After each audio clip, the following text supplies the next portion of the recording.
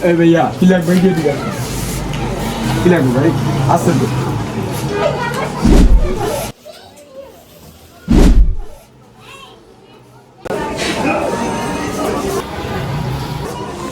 এই মালটা নামাক তো ভাই এই মালটা নামাক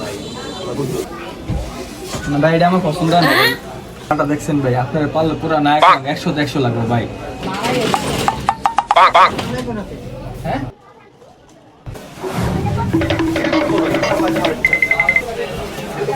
এটা কোন কোন বিরতিটা